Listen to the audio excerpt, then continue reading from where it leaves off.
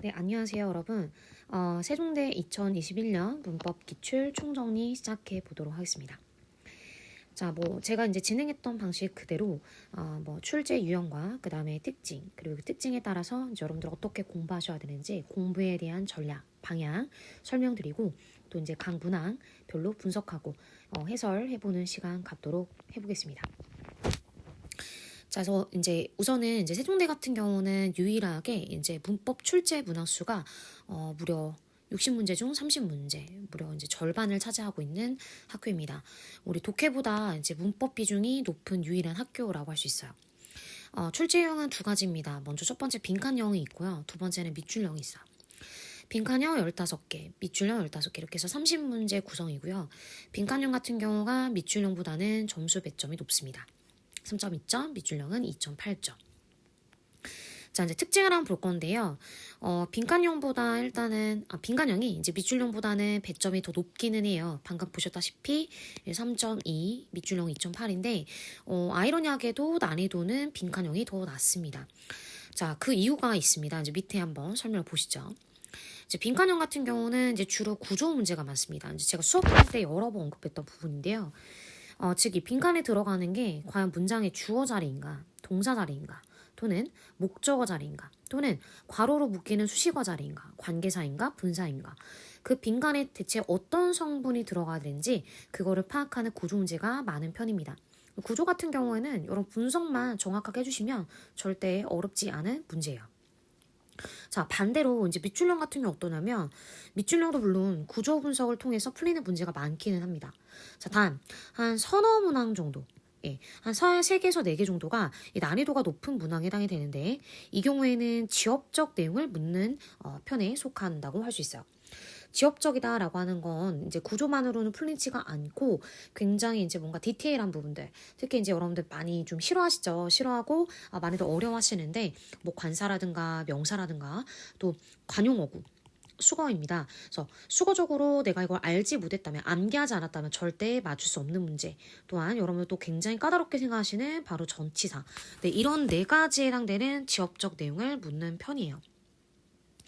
자, 이제 세종대 같은 경우는 또 이제 특징이 뭐냐면 오답감점제라는 걸 적용하는 유일한 학교예요. 이제 독특한 이제 제도인데요. 예를 들어서 이제 4점 문제가 있다고 칠게요. 그러면 이제 여러분들 만약에 이 4점 문제를 틀리게 되면은 마이너스 1점이 감점됩니다. 자, 그리고 안 풀었어요. 즉 정답 체크를 안 할 경우에는 아예 점수가 감점되지 않습니다. 즉 0점이에요. 그래서 여러분들 점수가 올라가지도 않고 내려가지도 않는 거죠. 이제 여기에서 이제 여러분들 고민을 하시는데요. 저한테 질문이 되게 많더라고요. 선생님, 그러면 안 풀리는 문제는 그러면 그냥 차라리 점수 체크하지 말고 차라리 그냥 본전이라도 가게. 그런 게 더 낫지 않을까요? 라는 분들이 많더라고요. 자, 제가 결론을 좀 내드릴게요. 자, 여러분 생각을 해보시면은 내가 만약에 운 좋게 그 문제를 맞았어요. 그리고 참고로 보통 세종대는 난이도가 솔직히 높진 않거든요. 그래서 보통은 여러분들 4개의 선지를 다 몰라서 틀리진 않아요. 보통 4개 중에 2개는 너무 말이 안 되는 선지이기 때문에 제껴지고 결국 여러분들 고민하는 건 2개 사이입니다. 2개 중에서 이제 뭘 고를지 이제 고민하는 거예요. 그래서 이제 이 2개 중에서 여러분들 한 개를 최대한 이제 최선으로 선택을 해서 맞춰야 되는 건데, 즉 확률은 결국 50대 50이기 때문에 운 좋게 맞추시면은 4점을 득점을 하는 거예요. 그러게 되면은 여러분들 만약에 틀려서 감점되는 마이너스 1점에 4문제가 있다. 그래서 여러분 4개를 틀려서 마이너스 4점이 됐어.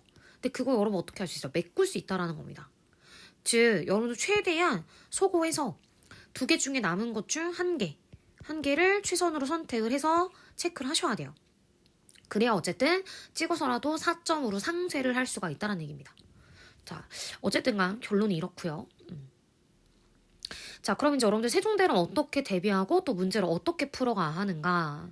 자, 전략에 대해서 이제 말씀을 들어볼게요.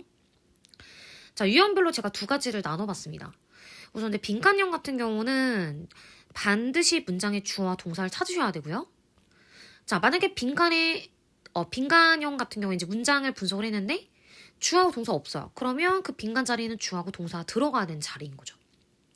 자, 그래서 분석을 하시고 빈칸에 어떤 성분 또는 어떤 품사 자리인지를 생각을 꼭 하셔야 됩니다. 적어놓는 게 사실 좋아요.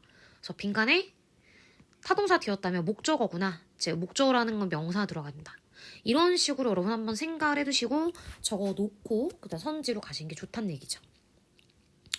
자, 방금 말씀드렸다시피 난이도가 많이 높지 않기 때문에 주로 2개 선지는 쉽게 제거될 거예요. 남아있는 2개 선지 중 이제 정확한 해석과 함께 최선의 선택을 해주셔야 됩니다. 자, 밑줄령 볼게요. 밑줄령 같은 경우도 마찬가지입니다. 먼저 구조 분석 당연히 필수로 하셔야겠죠. 즉 주동 찾는 거 잊지 마시고. 자, 내가 구조 분석을 했는데도 답이 나오지가 않아요. 자, 이럴 때는 제가 아까 말씀드렸죠. 밑줄령은 난이도가 높은 문제가 3-4문제 있습니다. 지엽적인 문제라는 거예요. 자, 그럴 때는 이제 명사, 관사, 전치사, 관용어구 이런 4가지 중에 밑줄이 되어 있는 선지를 눈여겨보셔야 됩니다. 자, 만약 잘 풀리지 않는 문항은요. 우선 여러분 스킵을 하고 넘어가 주세요. 나머지 문항을 먼저 푸시고 뭐 독해라든가 어휘라든가 이런 거 먼저 풀고 돌아와서 다시 돌아오셔가지고 최대한 선지를 소거해서 최선의 정답을 선택하셔야 됩니다.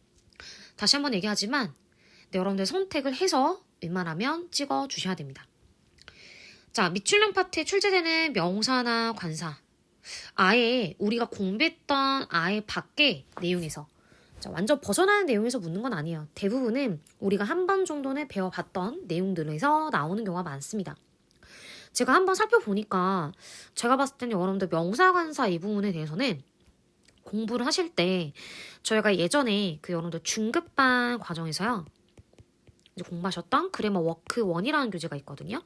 그래서 이 부분에 이제 유닛 9하고 유닛 10이 이제 명사 관사였어요. 여기서 굉장히 이제 저랑 수업 들으셨던 분들 기억이 나시겠지만 이 두 분에 대한 제가 이제 보충 프린트도 그때 이제 같이 정리를 해드렸었고 이 2개 파트는 제가 제외하는 문항 없이 대부분의 문항을 설명을 해드렸었어요. 왜냐하면 이제 굉장히 지엽적이고 어려운 부분이기 때문에. 그래서 이제 아마 여러분들 필기량이 굉장히 많았을 거예요. 그래서 이 부분 내에서 나오는 그러니까 실제 우리가 배웠던 내용에서 나온 부분이 꽤 있더라고요. 그래서 이 유닛 9과 10에 해당되는 명사관사 2분을 복습 여러분 꼭 필수로 제가 권장이나 적었지만 필수로 여러분 꼭 해보시고 가는 걸 좀 부탁을 드리겠습니다. 아마 큰 도움 되실 거예요. 네, 그러면 이제 일단은 정리 여기까지 마무리해보고요. 그러면 저 이제 문제로 한번 가서 문제를 풀어보도록 하죠.